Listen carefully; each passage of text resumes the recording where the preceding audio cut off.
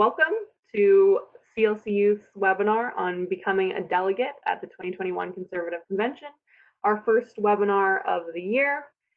And I previously thanked everyone for tuning in, given I guess this is kind of a niche topic, but hoping to make it not so niche. And I do need to note at the beginning that I am not actually an expert. I wouldn't consider myself an expert on it, but I did talk to a number of experts prior to putting together this PowerPoint. I did a lot of research. I'm not a political insider, but I will pass on the information that I have to you, hopefully in a very neat and clear way so that you can use that information to make a decision about applying to the convention and hopefully encourage others to do the same. I also would discourage you from commenting in the chat during the presentation just because it can be a little bit distracting. I will take questions at the end. I am available for however long I need to be. So definitely feel free to save your questions till then. I might cover whatever question you have about in the presentation anyway. So if I don't, then we can definitely respond at that time. Lastly, I am recording this presentation, and if that's successful, we will put it on YouTube, and then you can share it with your friends. You don't have to worry about taking notes right now or screenshots or whatnot. It should be made available afterward. Okay, so without further ado, I kind of want to start big picture, and I think why politics is pretty big picture. This is what CLC's mission is. It's what CLC Youth's mission is.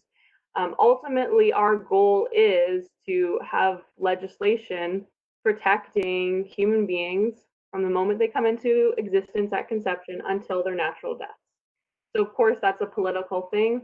But in addition to that, obviously culture influences politics, but politics also influences culture. The law does have an educative effect. And if we want people to think about abortion, and we do, I think the more you think about abortion, the more likely you are to become pro-life, because I think the pro-choice position is a rather uncomfortable one, perhaps even an untenable position. And so we want to thrust this issue into the spotlight. We do believe, presumably, all of us here are pro-life, that this is a human rights injustice. And so if we can force it into the national conversation, that's a good thing. And so we need to eke out as great a space in politics as possible. Hence why CLC does what it does, and hence why I'm holding this webinar in the first place. And I also want to note that these policy debates, they might seem really dry, but they also have very real effects. They do mean life and death when we're talking about things like abortion and euthanasia. And even in Canada, where we don't have any restrictions on abortion, and there seems to be a very severe lack of political will to do anything about that, there's still a lot of room on the margins where lives are being taken and lives are being saved. An example of this would be Prime Minister Stephen Harper's position on excluding abortion from maternal health foreign aid. Stephen Harper was not really pro-life in any meaningful sense, but that position of his did save lives when you contrast it to current Prime Minister Justin Trudeau's position.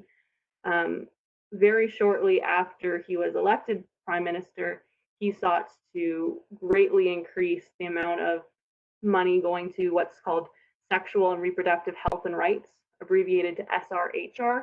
It's kind of a euphemism for abortion. And when Trump said that he'd be no longer funding organizations that promote or provide abortions, Canada stepped up to fill in the gap.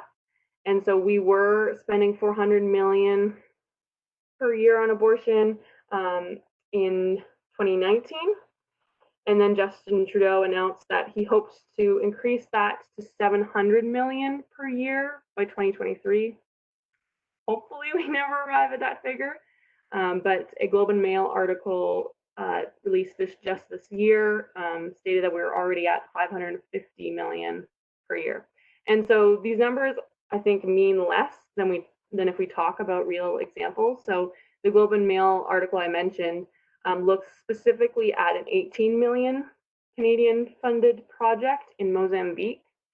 And admittedly, the project does do some good things like discouraging gender-based violence, but there's also a lot of propaganda, a lot of indoctrination, and some of that money has gone to killing at least 283 preborn children in Mozambique. So these are Canadian taxpayers paying to kill African children. For all intents and purposes, that is what it is. And I think that including abortion in maternal health foreign aid is a really good example to look at, because that is actually something that the Conservative Party opposes in its policy declaration, which is what we're going to be looking at the convention in March. So it didn't stop, admittedly, Andrew Scheer, when he was leader, from saying that he would continue to fund abortion overseas. But because I was already in the policy declaration that the Conservative Party is opposed to including abortion in maternal health foreign aid, it gave pro-lifers an extra reason that we were able to criticize Andrew Scheer.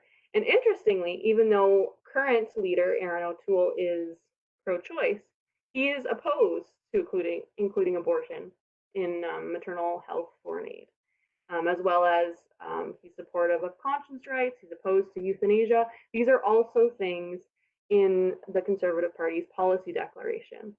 So it can be really influential. For instance, if the Liberal Party had the same opposition in its policy declaration, then maybe those 283 children would be alive today.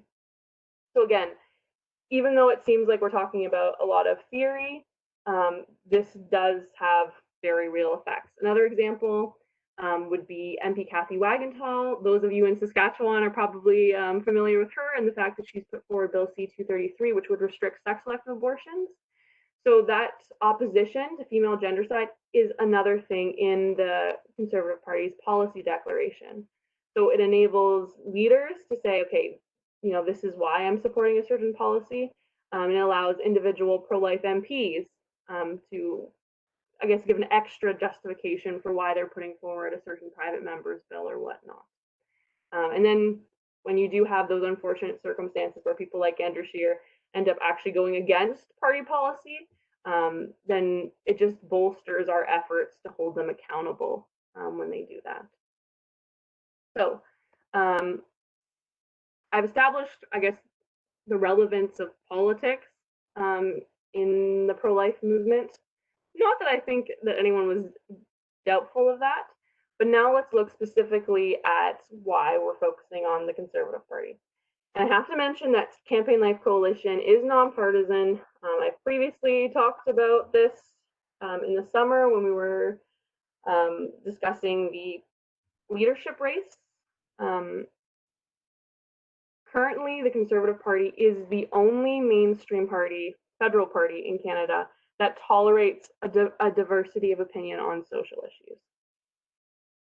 We don't want that to be the case. It didn't used to be the case. Hopefully it isn't the case in the future, but it is presently the situation that we're dealing with.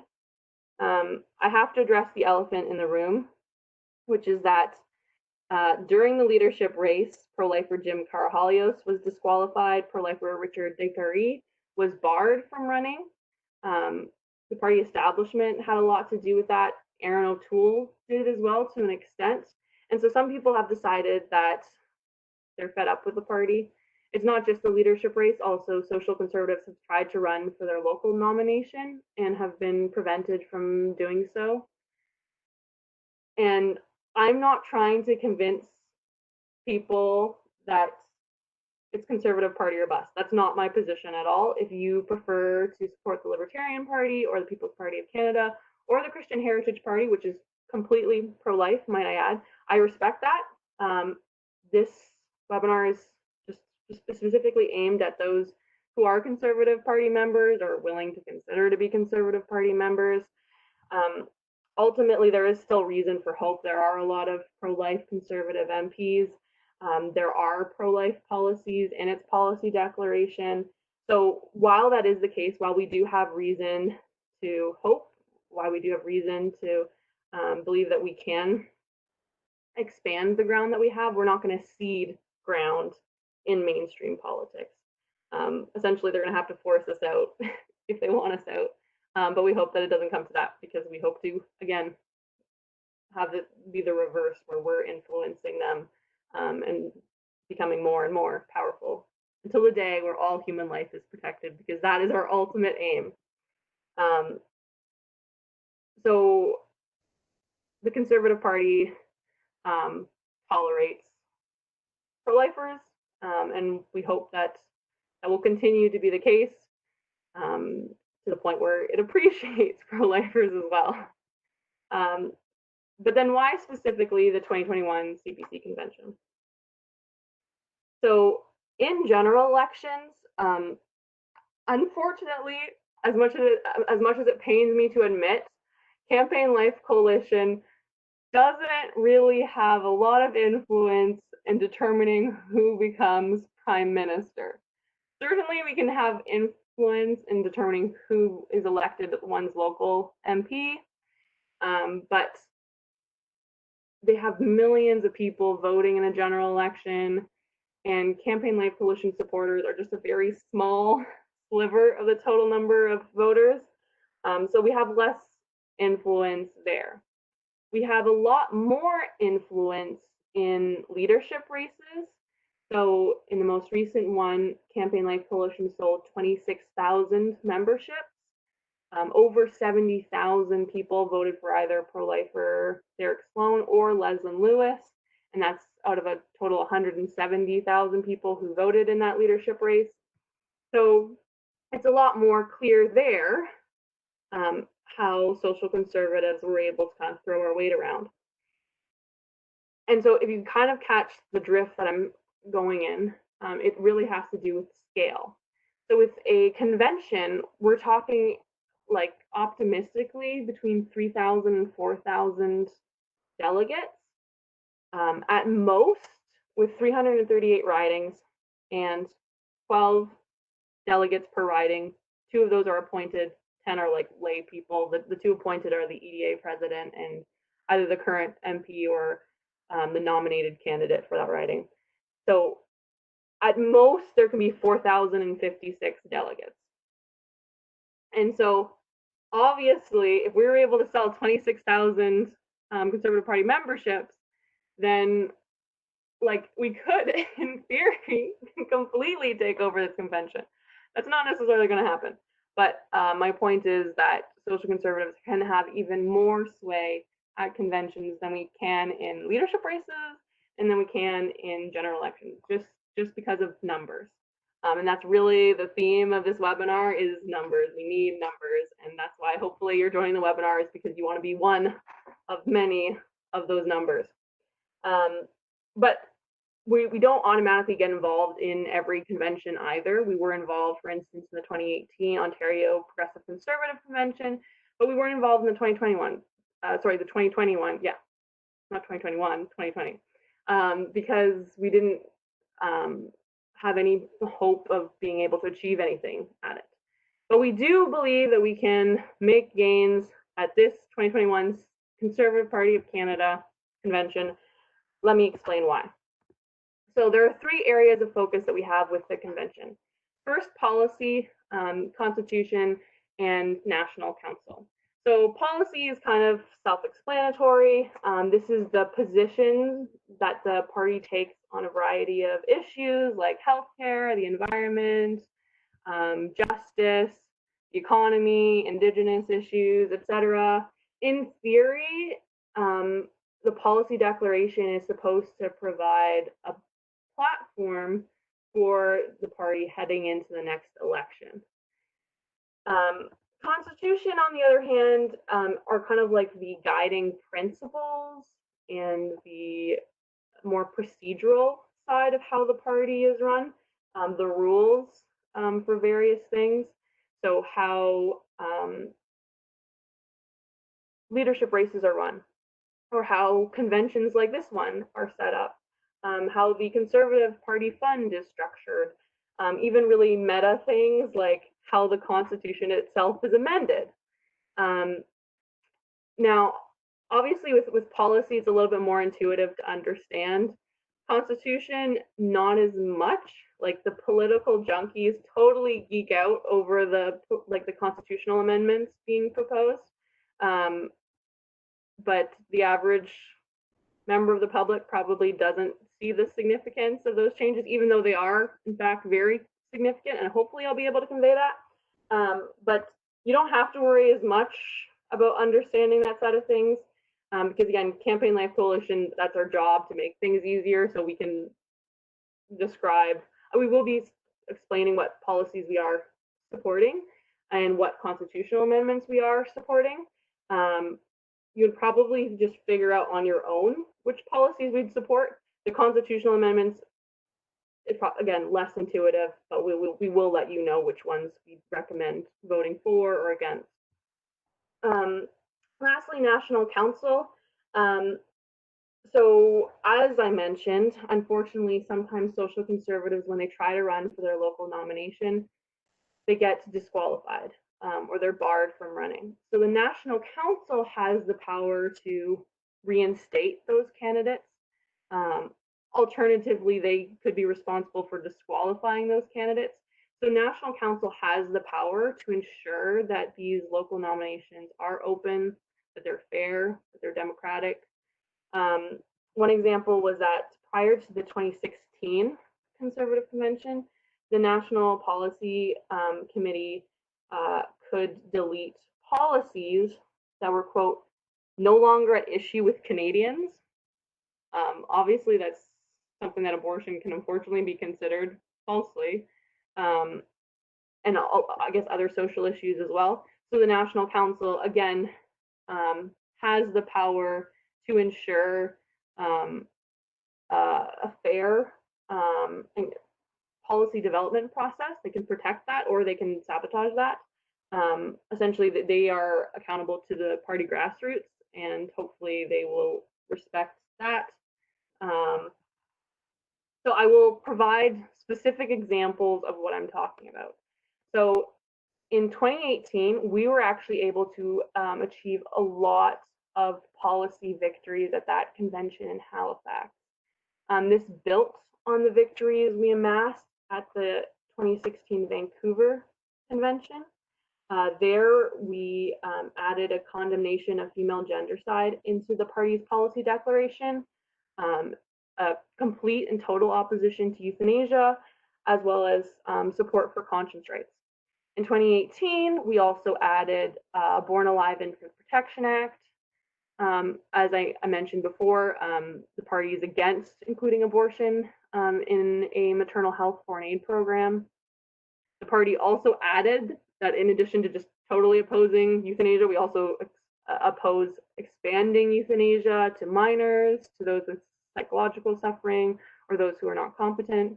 The party supported a national palliative care strategy that explicitly excluded euthanasia, opposed compelled speech, supported free speech, opposed a government values test attestation like the one used in the Canada Summer Jobs Program to require that any organization seeking funding for an internship would have to indicate that they support abortion. So that barred any like pro-life or genuinely Christian organizations from getting that funding, but of course pro-choice organizations were eligible.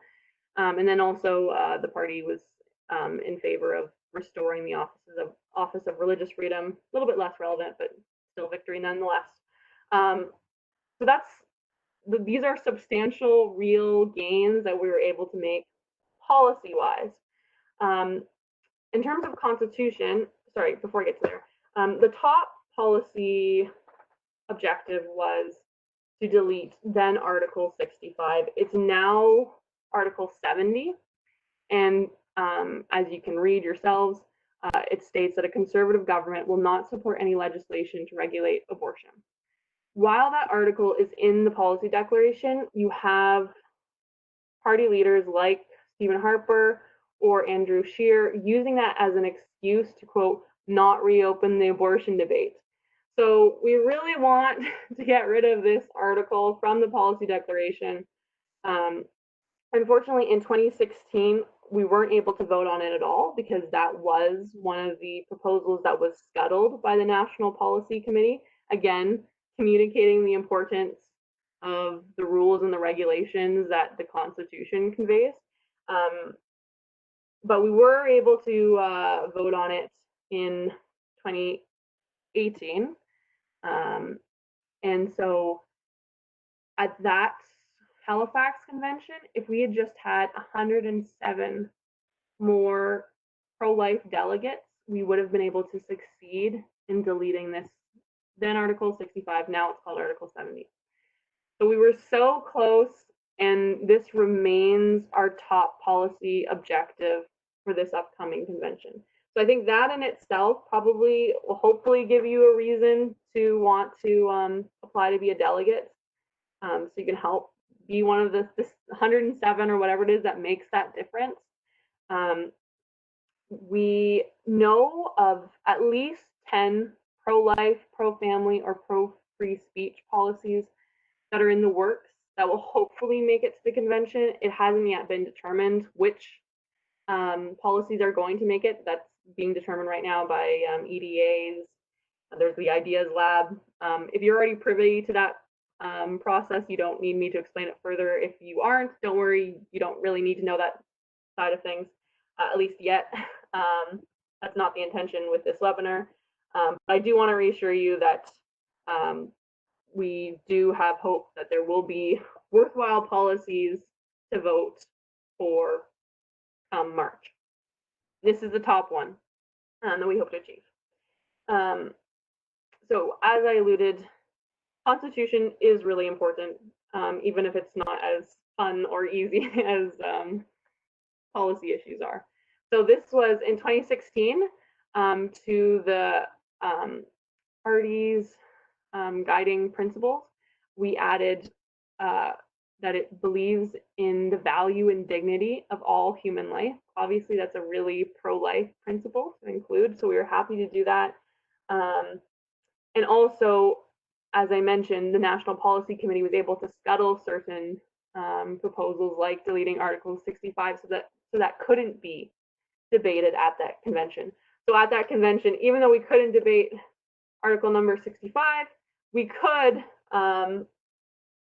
prevent the policy committee from doing something like that again. So we stripped the policy committee of that power to delete policies that are no longer at issue with Canadians.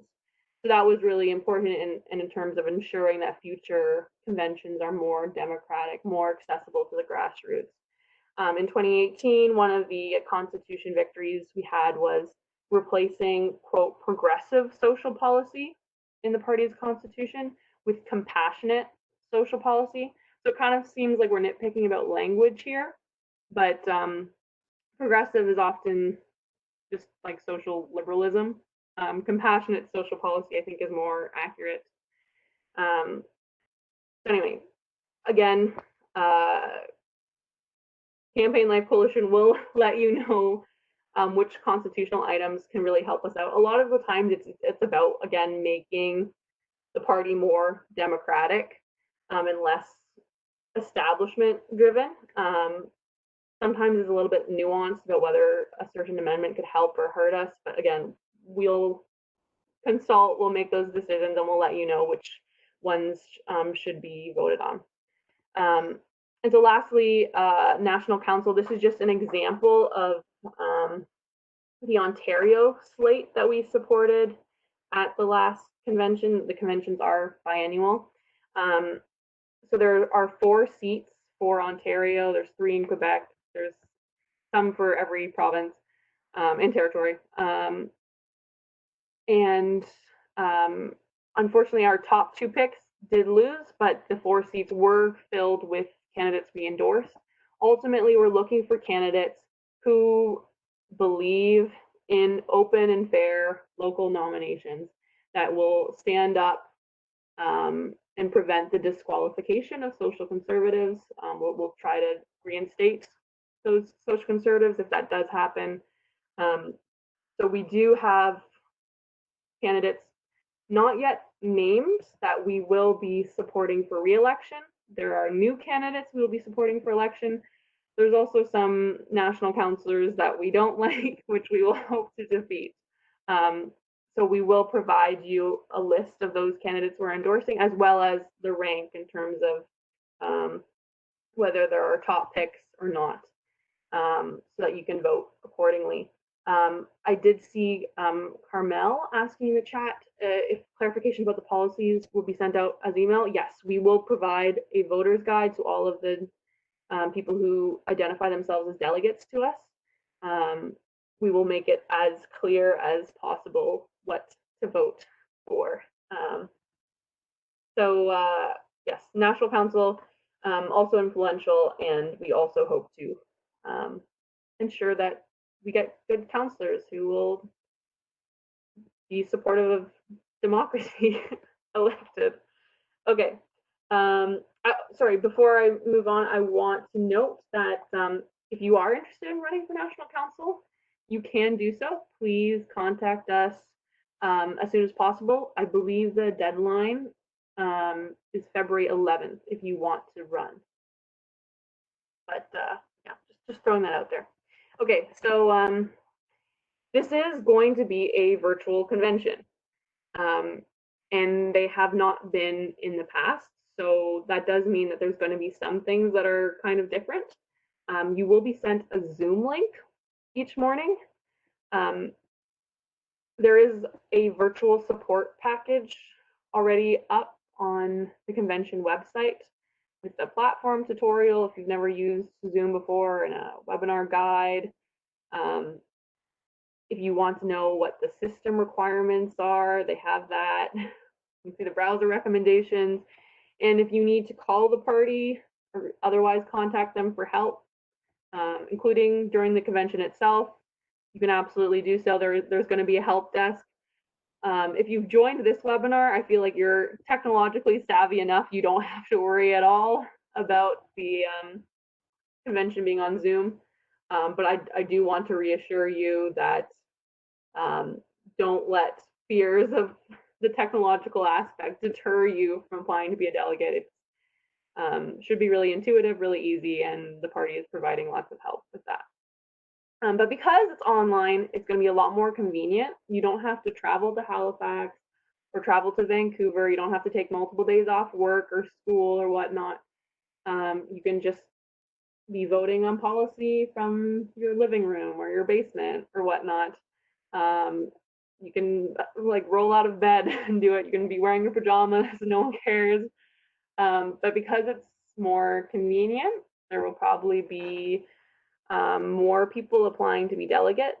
It's also going to be cheaper.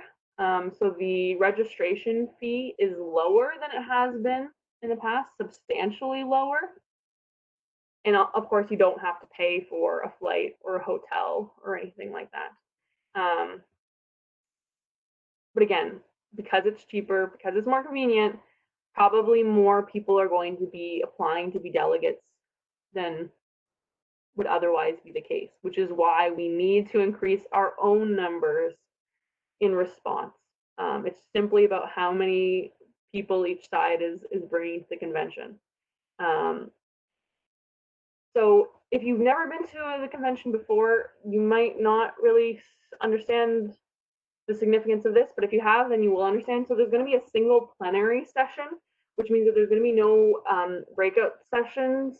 What happened at the 2018 convention is that at the same time that we were debating and voting on article number 65 about not reopening the abortion debate, there was a simultaneous debate and vote happening on a free speech policy we were supportive of. But because we didn't want to leave the room, because deleting Article 65 was our top policy objective, we send all our people there. And so we lost the vote happening on the free speech bill. We also had to make calculations about which were our like priority items so that we'd ensure that they get sent to the plenary session for the final vote. But because there's only going to be a single plenary session with this virtual conference, there's no breakout sessions or simultaneous policy or constitutional debates happening. We don't have to worry about that at all. We don't have to worry about trying to prioritize which items we most want to have passed. So again, if you don't know what I'm talking about, that's fine. But if you have been to a convention before, I thought it might be worthwhile to know that.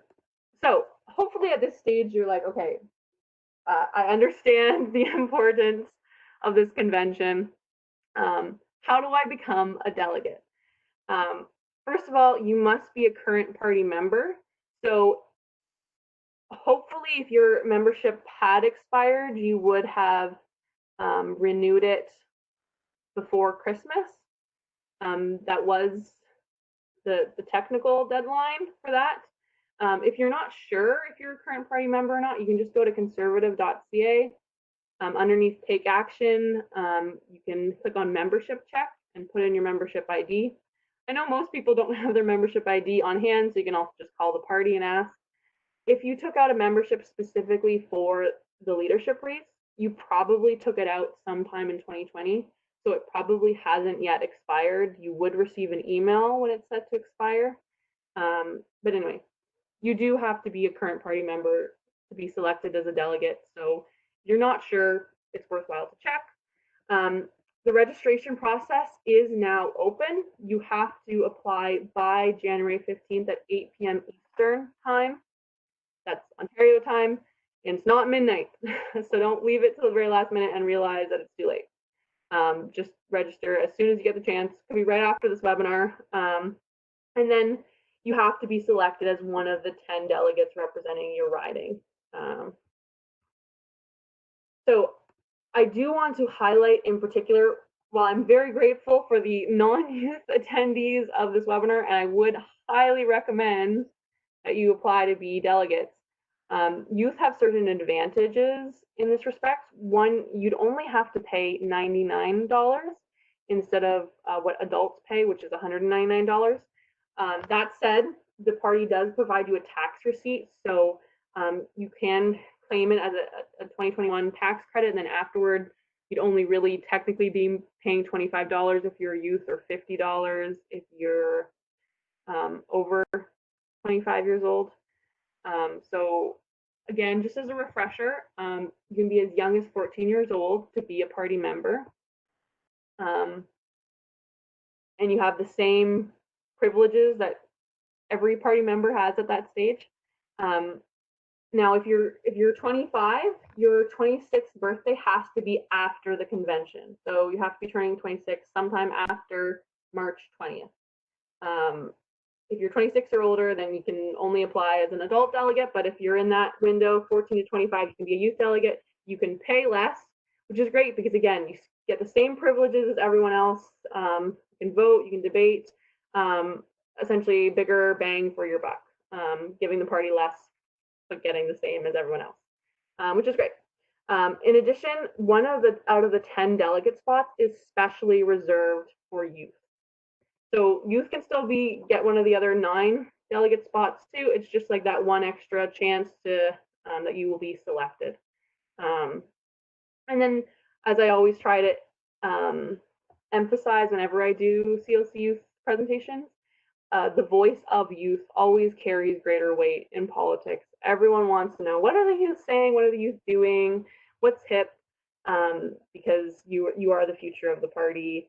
And unfortunately, there is that stereotype that youth are very socially liberal, and we need to essentially establish that there are socially conservative youth too. And the Conservative Party does not have to feel like it has to quit talking about social issues in order to remain relevant. Our job is to convey otherwise. So How to register? Quite simply, all you have to do is go to cpc21.ca and then click on the registration button. And like, I'm going to lay this out step by step simply so you can see how easy it is. Once you click registration, you'll have the choice between early bird delegate or early bird youth delegate. As I am technically still a youth, not yet 26 years old, I clicked on youth delegate for $99 to register. Then it just goes over how much you're paying, including after the tax credit and your eligibility and so forth.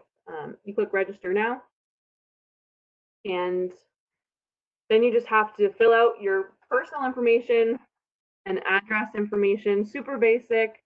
I will note that it's not mandatory to put down your membership ID. I didn't have that.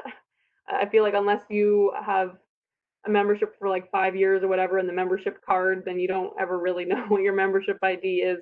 You don't have to worry about that, but if you are applying to be a youth delegate, you do have to put your date of birth down.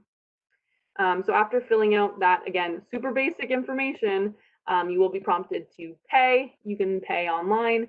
If you'd prefer to pay by check or money order, you can mail that to the party in addition to a form available on their website, which just asks for very similar information.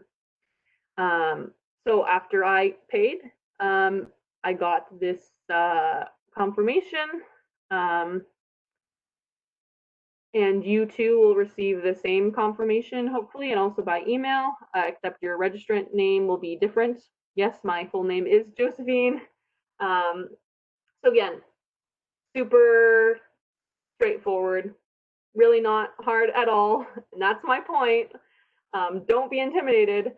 The complication comes if more than 10 people apply in your riding, because as mentioned, there's only 10 open spots, non-appointed spots for each riding. So if more than 10 people apply, and unless you live in a riding that I guess is very rural, maybe not very conservative, then probably going to be the case that more than 10 people apply. Not necessarily, but probably. So if that's the case, you will be notified no later than January 18th, 3 days after the deadline, the registration deadline, if a delegate selection vote is required. If one's not required, if there are fewer than 10 people to apply, you will receive your receipt. Congratulations, you're a delegate. That's it. You don't have to do anything. But if a delegate selection vote is required, then you will be asked to write and submit a 200-word delegate application statement. So that's super short. I know we have some university students joining the webinar. 200 words is nothing. In terms of how to write it, because I know one of the registrants for this webinar had that question. Unfortunately, we do have to be suspicious because, yes, social conservatives have been discriminated against by the party before. So definitely don't lie. Never lie. Always be honest. But you might want to be maybe a little bit more vague. So you can talk about the importance of conservative values, conservative policy solutions, why you might want to like shape a policy declaration that would make the party more attractive and recruit new members and hopefully more votes in the next election. You can talk about the leadership race, maybe. For me, I was very inspired by Leslyn Lewis's ability to form common ground and talk about social issues in a very sympathetic and reasonable way. I think a lot of people liked her who wouldn't necessarily like otherwise be interested in those issues. But again, keep it uncontroversial. And if you are a youth applying, you can talk about wanting to learn more about the political process. And this convention is a great way to do that because, again, it is quite the commitment to like lay down whatever $1,000 so you can fly to Vancouver to like geek out over policy and constitution, whereas it's not as much of an investment to just tune into something online. And again, you can still learn and figure out if perhaps you do want to be more involved in the party this way. So yes, that is our advice. And I will note as well that that you could be required to submit that very quickly. So it could be that as early as January 18th, the delegate selection vote begins. So it might be on January 15th, right away, the party already knows there's over 10 people in your riding, and they could be like, okay, you have a very short period of time to submit your delegate application statement so that we can get voting on this. So you might want to already write it already, or just make sure you're checking your email so that you're ready to submit that if it's required, because again, you might be asked to submit it very quickly. But members in your riding will be given at least 3 days notice before voting for delegates by electronic ballot, which basically means they'll be emailed a list of all of the delegate applicants in their riding, along with the delegate application statements for everyone. And then they'll just have to vote the same way like I voted for my university's student union executive. And they'll have a four-day period to do that. And it's all like the voting's supposed to be over by February 15th. So there's that about a month or so where the delegate selection votes are supposed to be occurring. So Campaign Life Coalition, please let us know if you are applying to be a delegate. And Campaign Life Coalition will ask all of its members, all of its supporters who are members of the Conservative Party in your riding, to support the socially conservative delegate applicants. So any pro-lifers we've identified who are running to be delegates in that riding, we will ask other party members to vote for. So even if you can't become a delegate for whatever reason, maybe you don't have the money to afford the convention, which is fine. I respect that, especially for youth. $99 can still be a lot. Maybe you don't really care that much about the tax credit either. Maybe that doesn't really make a difference to you. That's okay. But at least be prepared to vote to support those pro-lifers running to be delegates in your riding. But again, if you can apply to be a delegate yourself, please do.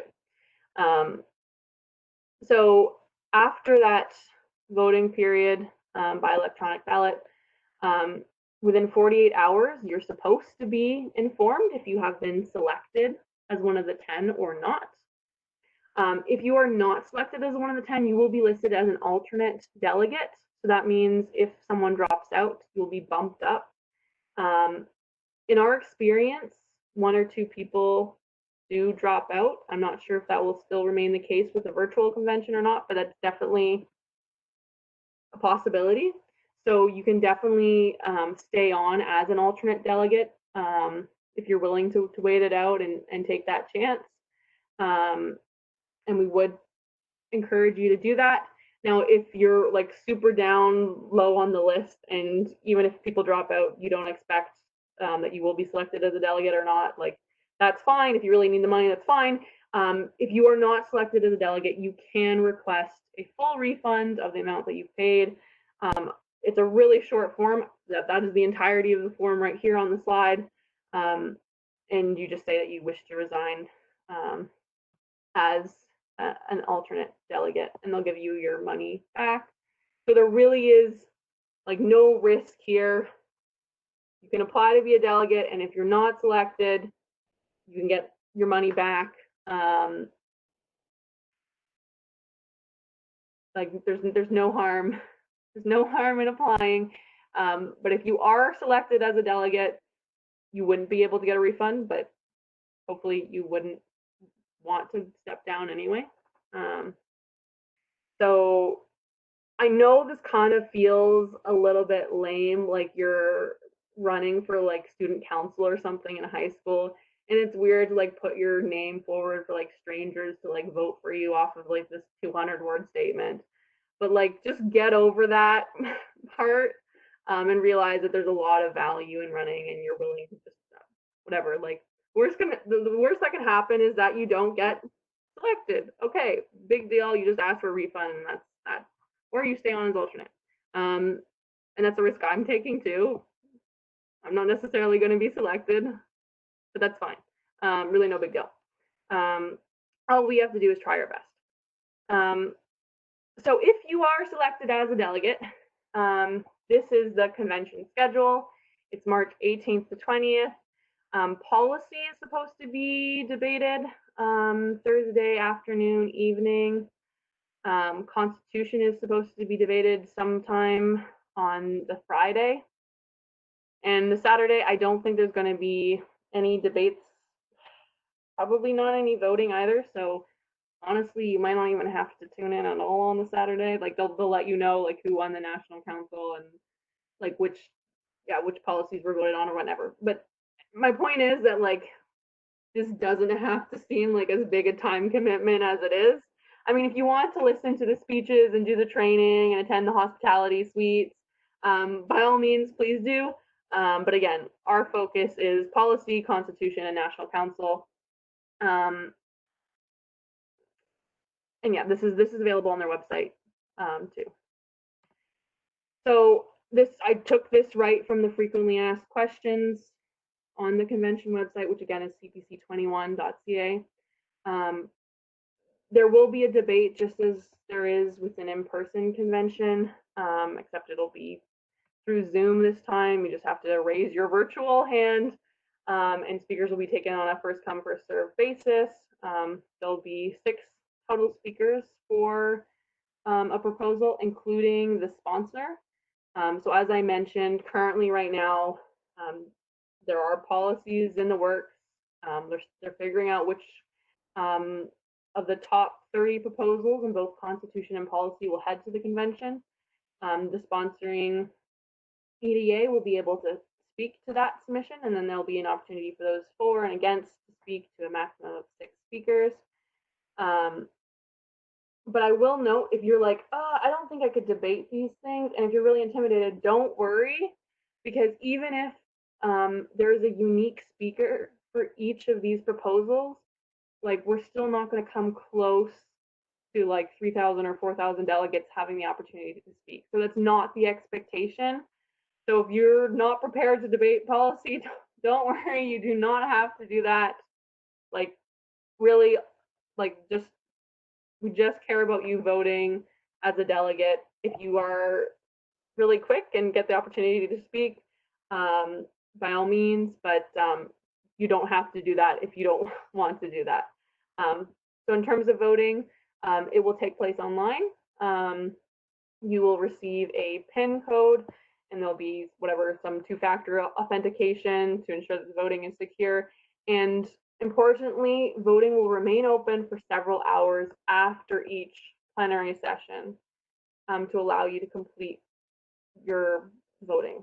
So you have a window of time. So if you're like, I can't commit to like spending all of Friday on this convention, it sounds like you don't have to, that it's like there is some flexibility there. So if you just, if that seems reasonable, if that seems doable to you, then that's great. Again, we just need the numbers for the votes. Okay, so my final note in action items is that our best strategy is to have as many social conservatives apply to be delegates as possible.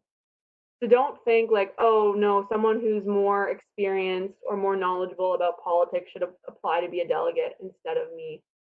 Do not think that. That's not advantageous for us. Like again, it's really about votes, and your vote isn't going to be any different from like another social conservative's vote, but it is going to be very different from a social liberal's vote.